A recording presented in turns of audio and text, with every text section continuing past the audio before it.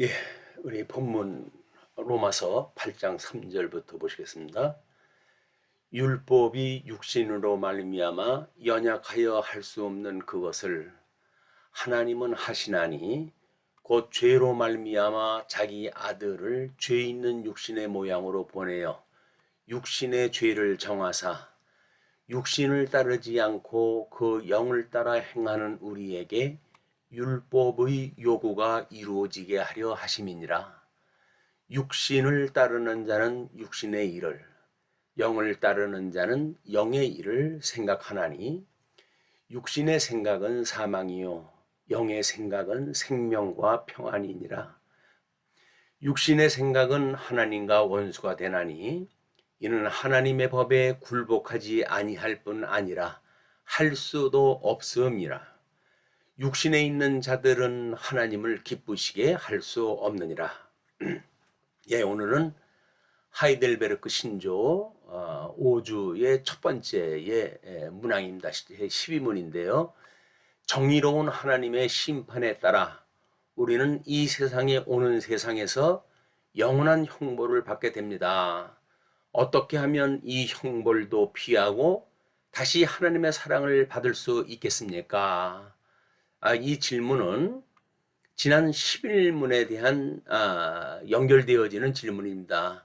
그렇다면 하나님은 자비가 없으신 분입니까? 라고 이야기했을 때 우리 하나님께서 무거운 처벌, 즉 육신과 영혼의 영원한 형벌을 내리시지만 하나님께서는 자유로운 분이시다. 그래서 공의와 자비에 대한 두 가지의 면을 이제 언급을 했어요. 그렇기 때문에 정의로우신 하나님의 심판에 따라 우리는 이 세상에서 영원한 형벌을 받게 됩니다. 그래서 공의 성품에 의할 것 같으면 우리는 형벌을 받게 되어지는데, 그럼 어떻게 하면 이 형벌도 피하고 다시 하나님의 사랑을 받을 수 있겠습니까? 라는 이야기죠.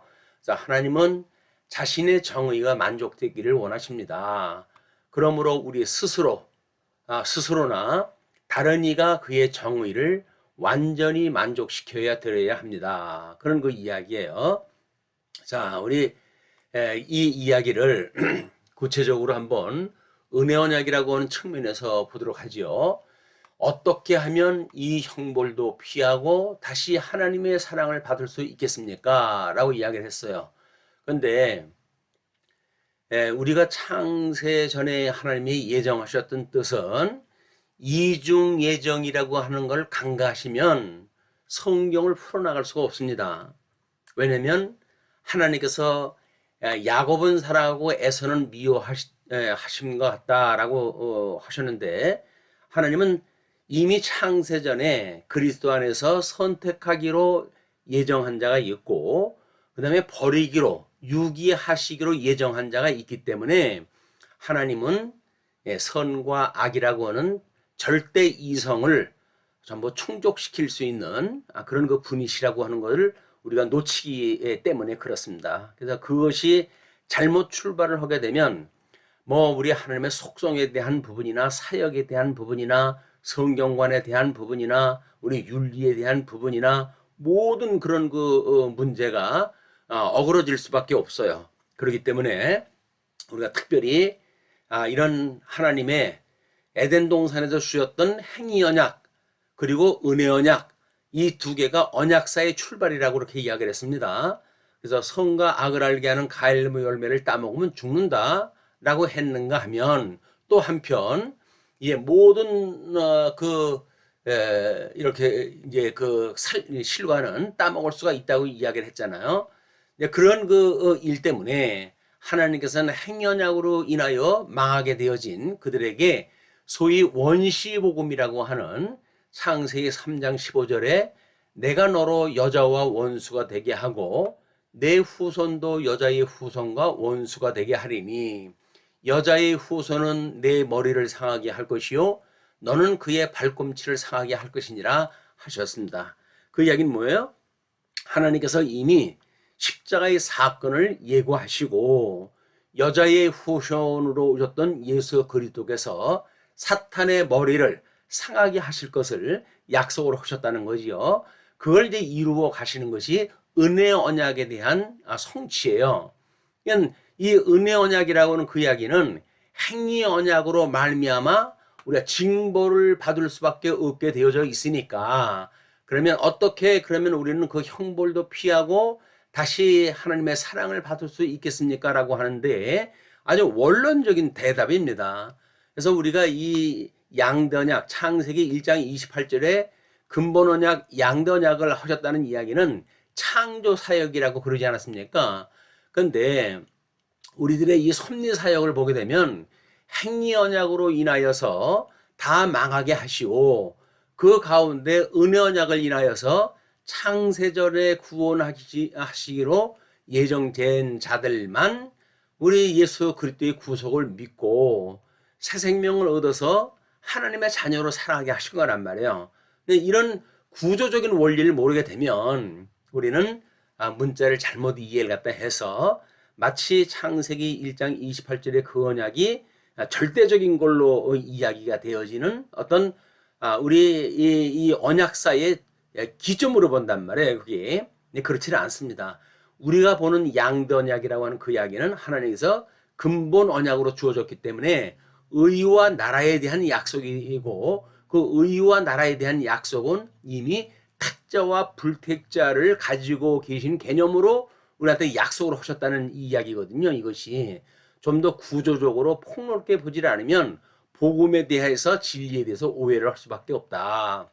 그래서 우리 하나님께서 그렇게 이중 예정을 이루실 때 이거는 선택자만 사랑하신다고 하는, 지난 시간에 우리 하나님의 속성을 이야기할 때에 우리가 선택적 자비성이라고 그렇게 이야기를 하지 않았습니까? 선택적 자비성이라는 이야기는 뭡니까? 이미 창세전에 그리스도 안에서 선택하기로 예정한 자들, 이런 자들만 사랑하신다는 거예요. 그러니까 야곱은 사랑하고 에서는 미워하실 때에도 복중에 있었을 때 이런 결정을 하시거든요. 하나님께서 어떤 그들의 행위를 보고 이야기하는 것이 아니라 이미 창세전에 예정하신 것처럼 복중에서 사랑하는 자와 미워하는 자가 갈릴 수밖에 없다는 거예요. 그러니까 둘이서 복중에 싸우지 않습니까? 그런 그 일들이 민족사를 통해 가지고 또는 우리들의 이 구속사를 통해 가지고 전부 설명하는 방식인 거예요. 근데 이거를 이룰 때 뭐라고 그러냐면 자신의 정의가 만족되기를 원하신다고 그러잖아요. 그냥 어떻게 구원할 방법이 없는 거예요. 그렇기 때문에 우리는 이 의의 언약을 이루시기 위해서 하나님은 이 화해, 저주받은 사람들의 모든 것을 대속을 하심으로써 칭의를 하시게 되는 겁니다.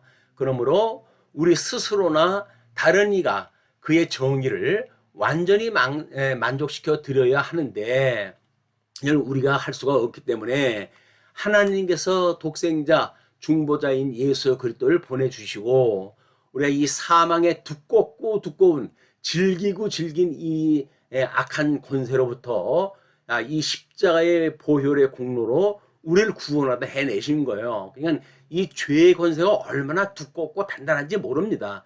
이걸 인간이 뚫을 수가 없어요. 이거는 우리 예수 그리스도의 십자가의 도, 바로 그 보혈의 공로로 우리가 성육신을 해가지고 사망 권세 이기시고 부활하신 후에 승천하셨다고 하는, 또 나중에 다시 재림하시겠다고 하는 이 약속으로 인하여서 가능한 거거든요. 그렇게 했을 때 우리는 회복한 마음으로 모든 건덕상을 우리가 이룰 수가 있는 것이고, 그리스도의 마음으로 해가지고 사랑을 할 수가 있는 거예요. 부끄러운 욕심이 아니라, 그리고 지혜로운 마음으로 깨달음이 있기 때문에 이 마음의 전 영역이 우리 구원에 아주 중요한 요소라고 하는 걸 놓치면 안 됩니다. 왜냐하면 종교의 위치는 이거는 하나님의 이 우리 만들었던 피조물인 인간에게 하나님께서 주어졌던 이 마음이 우리들에게 종교의 위치가 있는 거예요. 지성에만 있는 것도 아니고 감성에만 있는 것도 아니고 또는 심성에 있는 것이 아니다.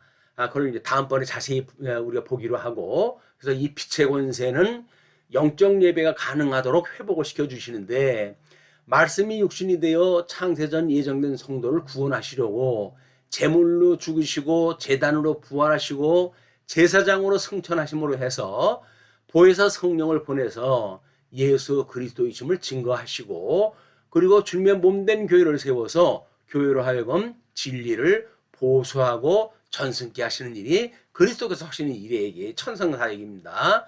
자, 그러면 우리 하나님의 심판에 대한 거를 좀 살펴볼 필요가 있겠죠. 하나님은 이제 이 창조 목적이 하나님의 영광 선포를 위해서 이걸 창조하신 거예요. 뿐만 아니라 인간을 만드시고 하나님의 영광을 찬양하게 하시기 위한 거였어요. 근데 혹자들은 주권을 주장하는 자들은 하나님이 피조물 있는 인간에 대해 찬양받는 것에 기뻐가지고 창조를 했겠느냐 뭐 이렇게 이야기를 하는데 그분들은 하나는 알고 둘을 모르는 거예요. 왜냐면 성경 처처에서 뭐라고 이야기를 합니까? 죽었던 우리를 살리신 이유가 하나님께 찬양하게 하려 하심이라고 이렇게 이야기를 하거든요. 그러면 인간 창조가 어떤 의미인지를 모르니까 하나님의 절대 주권이라고 하는 그런 입장에서 보기 때문에 우리들의 이 특자가 기쁨과 감사의 찬양을 하게 되어지는 구원사의 결과, 이거를 간과하게 되어지는 겁니다. 특자는 기쁨과 감사의 찬양을 하게 되어지고 불택자는 공포와 고통의 찬양을 하게 되어지는 거예요. 왜? 영원한 심판을 하시는 거니까. 이 영원한 심판이라고 하는 그 이야기는 최후 심판에서는 이렇게 이야기를 합니다. 십자가의 구속으로 그리스도께 산 자와 죽은 자를 심판하는 권세를 주셨어요. 우리 그리스도가 이 재판주로 이제 우리를 이제 이 재판하실 거거든요. 그리고 그리스도가 심판주가 될 것임을 이미 사도행전에서 이야기했다 했지요. 뿐만 아니라 천사들이 그리스도의 심판 사역을 도울 것입니다. 우리 예수님께서 복음서에 다 이게 밝히신 바가 있어요. 그래서 땅 위에 살았던 모든 인간들이 최후 심판대 앞에 설 것이다. 이거를 마태복음 25장 32절에서 이렇게 이야기를 했습니다. 그러니까 이거는 우리 개인적인 종말론이나 또는 우주적 종말론을 하나로 연결시킬 수 있는 세계관을 갖지 않으면 또 이 설명이 상당히 어렵습니다. 그거는 나중에 종말론 부분을 우리가 언급할 때에 살펴보기로 하시고요. 자, 근데 우리가 이제 로마서 2장 12절에 보면 이랬거든요. 무릇 율법 없이 범죄한 자는 또한 율법이 없이 망하고 무릇 율법이 있고 범죄하는 율법으로 말미암아 심판을 받으리라 이렇게 이야기를 했어요. 그럼 율법이 없이 범죄한 자는 뭡니까? 이건 전부 이방인들이에요. 그냥 이방인들과 유대인들이 공이 가질 수 있는 그 법체계가 도덕법이라고 이야기를 했단 말이에요. 창세기 1장 28절에 벌써 인간을 지으실 때 하나님의 절대 의지가 이런 복과 나라에 대한 이런 법을 우리에게 주셨다. 그렇기 때문에 우리 중생인이 이제 유대인이거나 이방인이거나 예수 그리스도의 대속으로 말미암아 중생인이 되어졌다고 한다면 어떻게 육체의 소욕과 성령의 소욕의 투쟁 관계가 이루어지는가? 이것이 성화 단계에 있는 겁니다. 그래서 원인으로 있다가 타락인이 되어지고 중생인이 되어졌을 때 이런 갈등이 끊임없이 있는 거예요. 그러니까 이 법이라고 하는 것이 구원받았기 때문에 더 이상 언급되지 않는다든지 죄가 언급되지 않는다든지 그런 사람들은 이 투쟁 관계가 무엇인지를 모르는 거예요. 이게. 자, 그래서 우리가 갈라디아서 5장 19절로 21절 보시게 되면 육체의 일은 현저하니 곧 음행과 더러운 것과 호색과 우상 숭배와 술수와 원수 맺는 것과 분쟁과 시기와 분냉과 당지는 것과 불리함과 이단과 투기와 술 취함과 방탕함과 또 그와 같은 것들이라. 이게 육체의 소욕이에요. 이게 인간은 타락을 했기 때문에 이럴 수밖에 없는 거 아닙니까? 이런 우리들이기 때문에 육체의 소욕은 이게 기본적으로 가지고 있는 거예요. 그래서 어떻게 우리가 그러면 구원을 이룰 수가 있단 말입니까? 그 이야기는 바로 중생인도 육체의 소욕에 빠져있던 우리들이 하나님의 선한 뜻이 무엇인가를 분별하지 않으면 안 되잖아요. 영적 예배의 시초가 이미 하나님의 기뻐하시고 선하시고 온전하신 뜻이 무엇인가를 분별하는 일에 있기 때문에 우리가 사람이 하나님의 뜻을 행하려 하면 이 교훈이 하나님께서 왔는지 내가 스스로 말함인지 알리라. 이게 뭐예요? 도덕법이라고는 기본적 원리를 모르게 되면 그게 율법이냐 뭐냐 이런 걸로 씨름이나 하고 이렇게 있지 이것이 과연 무엇이 하나님의 기뻐하시는 뜻이냐를 알 수가 없단 말이에요. 우리는 하나님이 절대 선과 절대 악이라고 하는 이성적 기능을 가지고 계신 분이라고 그러지 않았습니까? 그러니까는 하나님이 좋아하시는 건 하라고 하셨고 하나님이 싫어하시는 일은 하지 말라고 하셨기 때문에 무엇이 선한 일인지 이걸 분별할 수가 없어요.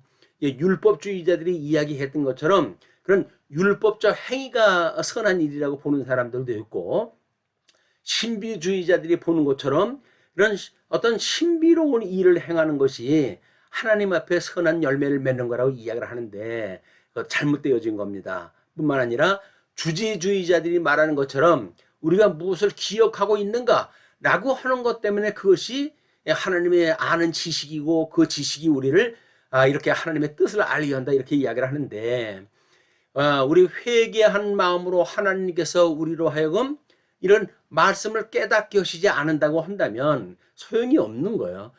우리 모든 은혜는 우리 하나님께서 오시기 때문에 그렇습니다. 그리고 하나님의 뜻만 알면 그것이 이루어진다고 그러는데 우리 외적 방편 구원의 우리 외적 방편을 세 가지로 이야기를 하는데 하나는 말씀, 하나는 또 기도 이 두 가지를 이야기를 한단 말이야. 근데 말씀도 모르고 기도만 하는 사람들이 있어요.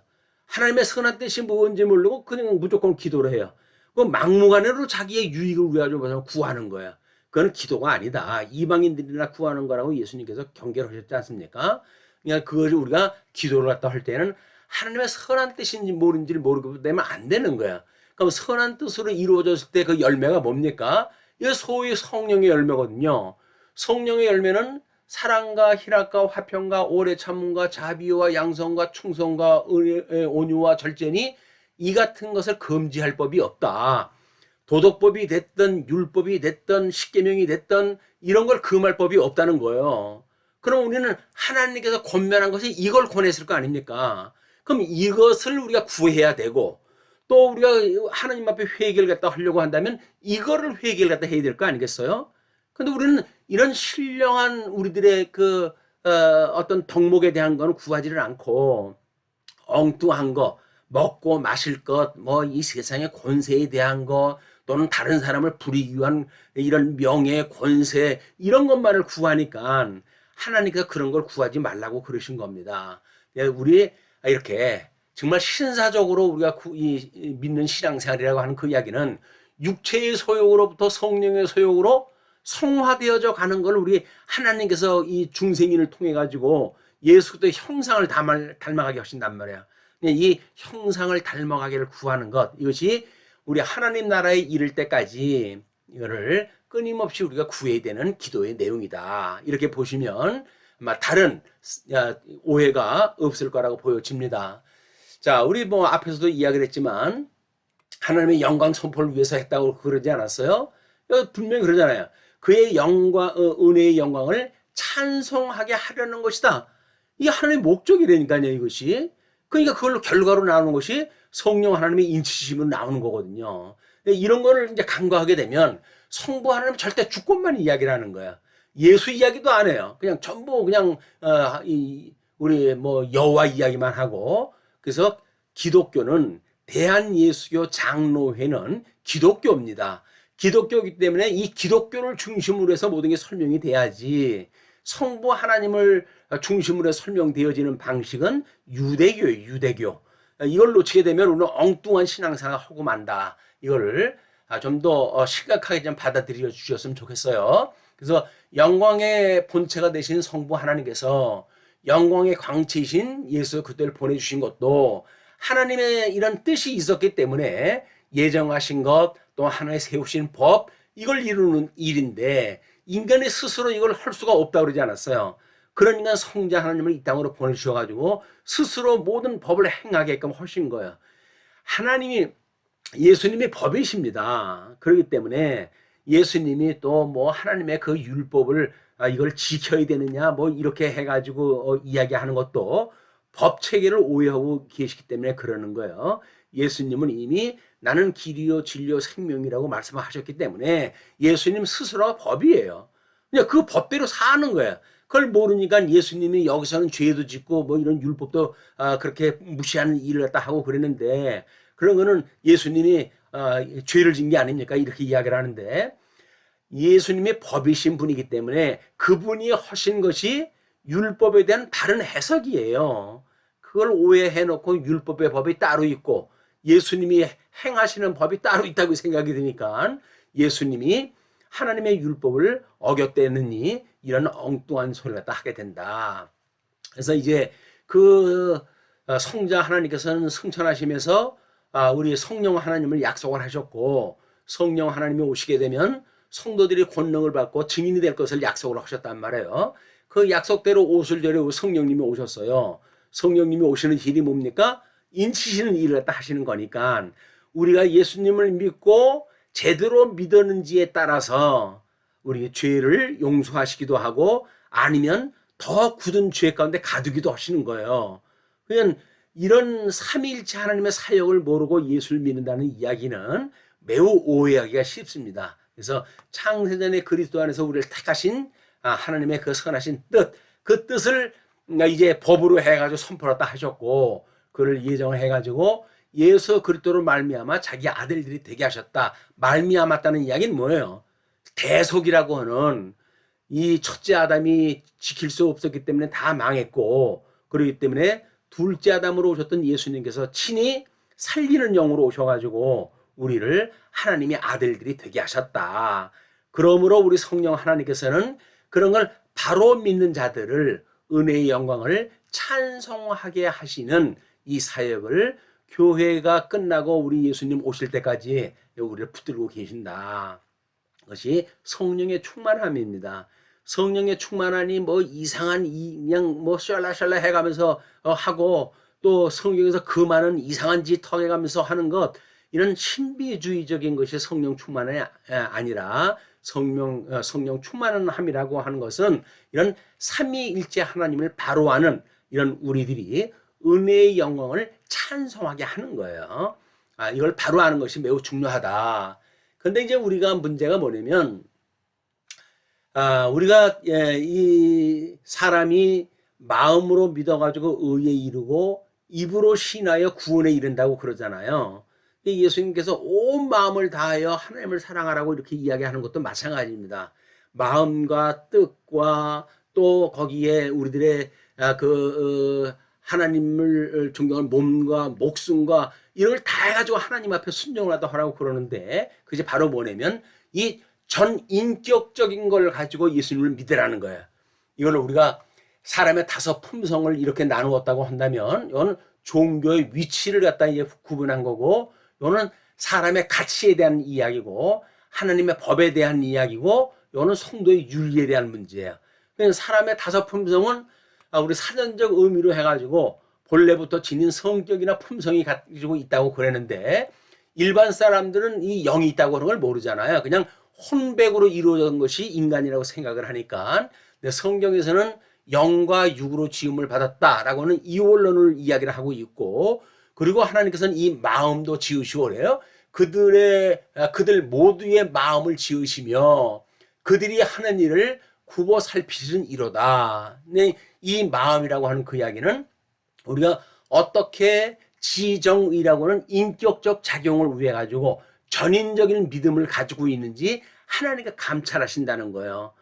이것이 우리 마음, 사전적인 마음에 대한 거를 아주 충분하게 설명할 수 있는 그 방법이기도 합니다. 그래야 다른 사람들한테 이렇게 이건 뭐 국어 사전에서 나와져 있는 개념이니까 이걸 가지고 믿음에 대한 걸 우리가 조곤조곤 설명할 수가 있지요. 무턱대고 그냥 무조건 믿어라. 그렇게 자세히 처음부터 알 필요 없다. 뭐 이렇게 이야기하는 거는 우리들이 알고 있는 복음의 내용이 어설프기 때문에 그러는 거야. 우리가 이런 굳은 믿음을 가지고 믿음 생활을 하고 다른 사람에게도 이런 믿음을 전했을 때 이것이 인격적인 거로구나.